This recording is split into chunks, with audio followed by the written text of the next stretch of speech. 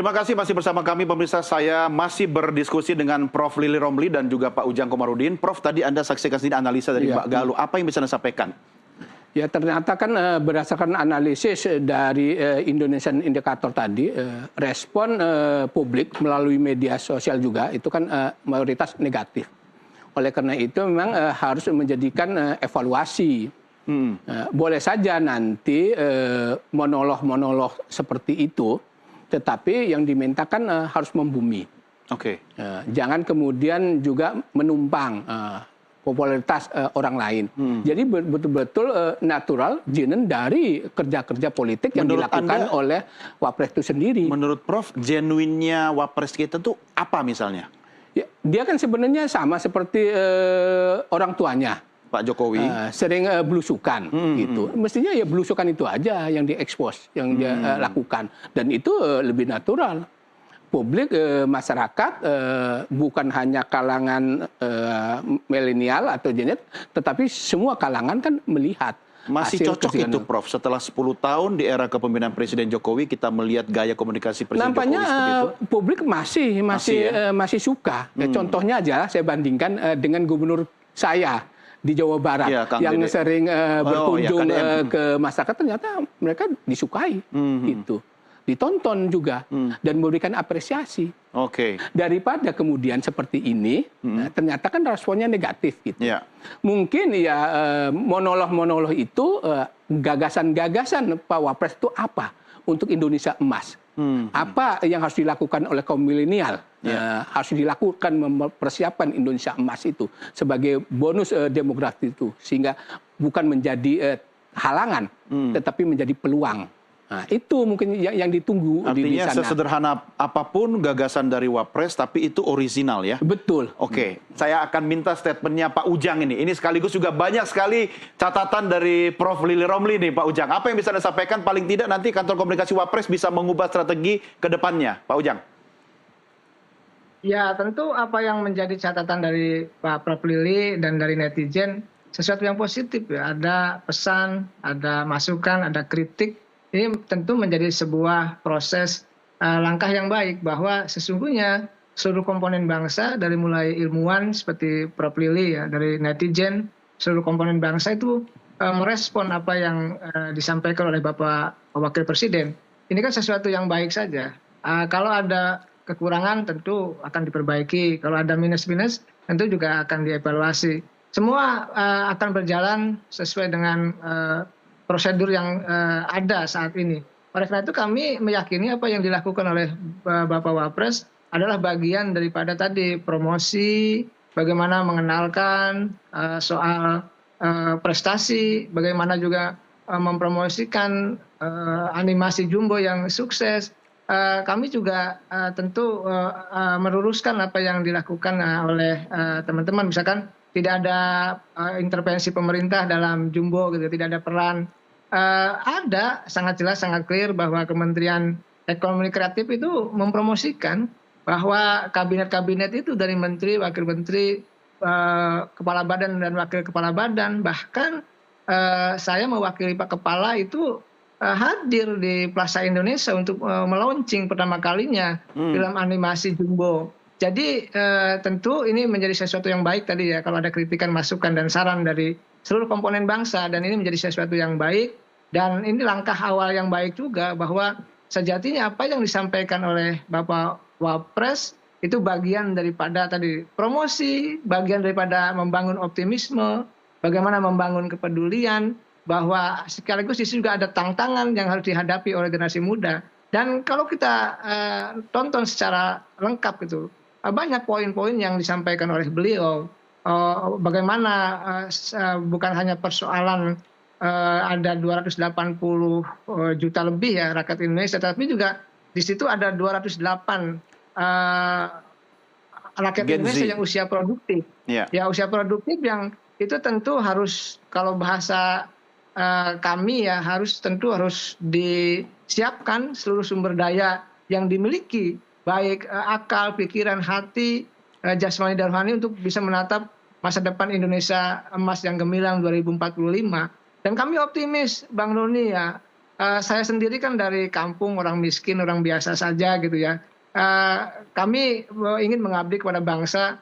Ya insya Allah apa yang dicita-citakan oleh anak-anak bangsa yang lain di seluruh Indonesia, kami doakan juga bisa membangun bangsa bersama-sama untuk bisa menghadirkan Indonesia yang gemilang, Indonesia emas 2045 nanti. Ya, Pak Ujang, ini menarik ya. Artinya kalau tadi video pertama Wapres monolog ya sudah memantik diskursus kemudian pro dan kontra, artinya ini kan bisa jadi bahan untuk dievaluasi. Ke depan harus lebih bagus lagi. Paling tidak strategi manajemen komunikasi krisis kantor Wapres juga harus lebih baik lagi. Nah, kalau dalam kondisi seperti ini, mungkin ada juga yang berpendapat bahwa Wapres lagi panik ketika mungkin political engagement-nya tidak sebaik yang diharapkan. Ada mungkin nama-nama tokoh muda lain seperti AHY yang bisa mengancam popularitasnya.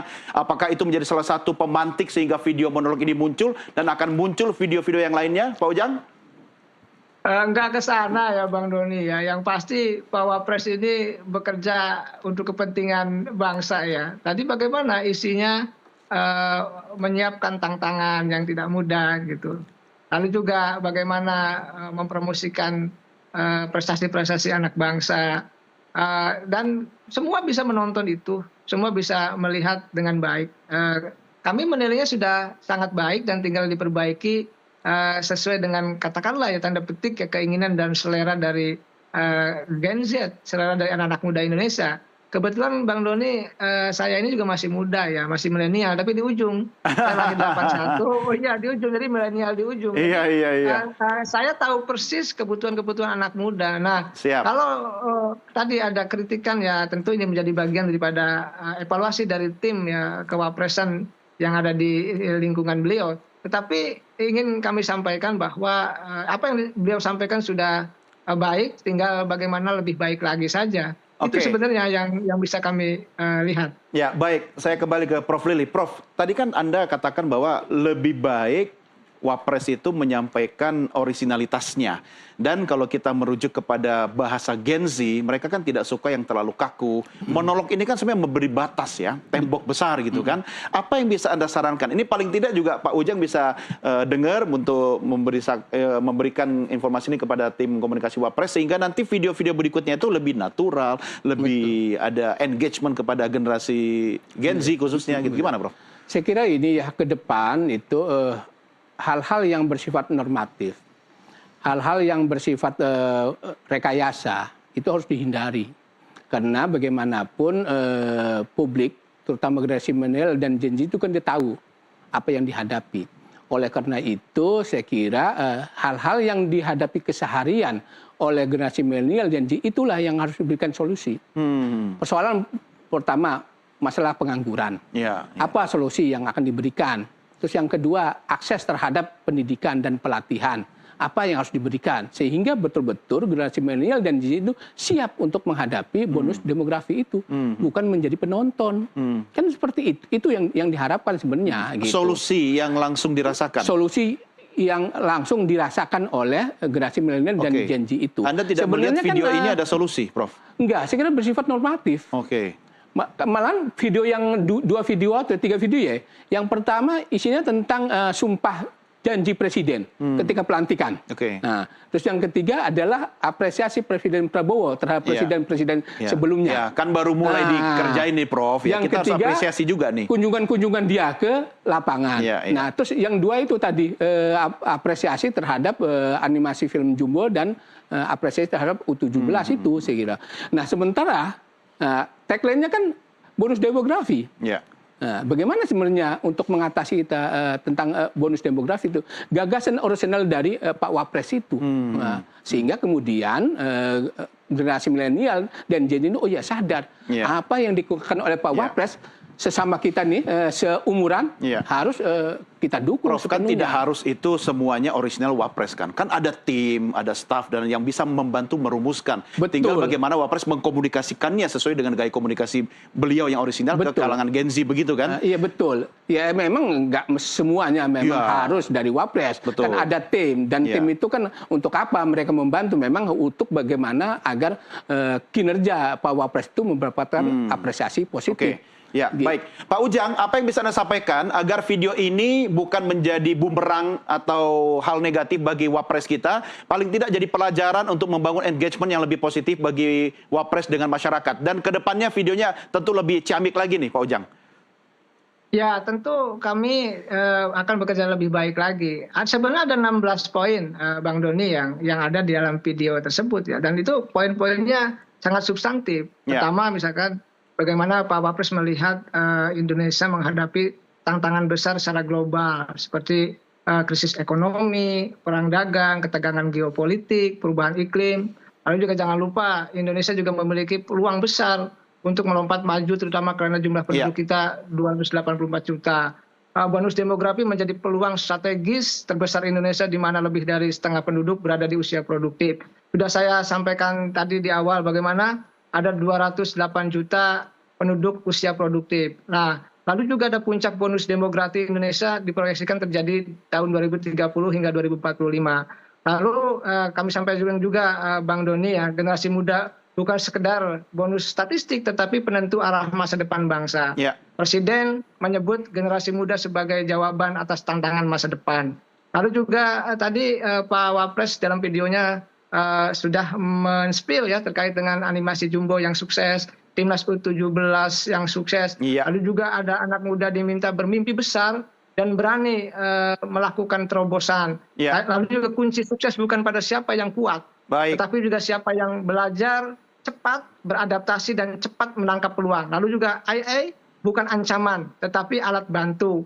Manusia yang tidak menggunakan AI akan dikalahkan oleh manusia yang menggunakan AI. Lalu juga membangun Indonesia yang lebih terang adalah tanggung jawab kolektif, pemerintah, swasta, akademisi, tokoh agama, dan masyarakat. Lalu juga saya sampaikan juga ini ada dua lagi, Bang Doni, penting. Presiden Pak Prabowo adalah tokoh yang percaya akan kesinambungan sejarah. Ditegaskan bahwa kemajuan bangsa bukan hasil kerja 1 atau 5 tahun, melainkan buah dan kerja keras lintas pemerintah dan generasi. Terakhir, Bang Doni, ini penting, kunci keberhasilan adalah kolaborasi, persatuan, budaya kompetisi yang sehat, dan ruang pertumbuhan. Nah, ini yang sebenarnya ada dalam poin-poin pidato Bapak Wapres ya, yang substantif, yang bisa kita nilai bersama-sama yang positif begitu. Baik. Nah, Prof, terakhir ini menarik. Kata Pak Ujang tadi ada 16-an kurang lebih loh hal positif yang disampaikan lewat video itu. Tapi kenapa masyarakat belum menangkap esensi dari video itu? Apa yang bisa Anda berikan terkait untuk kedepannya biar hal-hal yang positif ini bisa terwakili dalam sebuah video? Iya, memang itu setuju hal-hal yang substantif. Tetapi itu kan normatif. Generasi milenial, Gen Z itu pakainya action. Apa hal konkretnya untuk kami ini yang masih menghadapi persoalan pendidikan, pengangguran, tidak bekerja setelah lulus, itu yang diminta solusinya oleh generasi milenial. Kan kita generasi milenial kan hal-hal yang praktis saja, bukan melambung yang tinggi-tinggi itu. Semua kita sepakat tidak mempersoalkan apa yang dikemukakan oleh Pak Wapres itu, dan itu memang dibutuhkan. Tetapi apakah itu dibutuhkan oleh generasi milenial dan Gen Z? Kan belum tentu. Nah, belum tentunya ternyata terbukti mendapatkan respon yang negatif. Nah, itu. Jadi harus lebih konkret lagi ya. Betul. Itu PR-nya Pak Ujang. Baik Pak Ujang, terima kasih sudah bersama kami. Tetap semangat, selamat bekerja kembali. Mantap, Pak Ujang. Prof Lili juga terima kasih sudah bersama kami. Sampai kita ketemu lagi Prof di kesempatan yang berikutnya. Terima kasih Prof. Terima kasih Pak Ujang. Pemirsa, inilah akhir diskusi kita dalam NTV Prime di paruh pertama. Jangan kemana-mana, kami masih akan kembali dengan beragam berita dan juga dialog lainnya. Tetap bersama kami.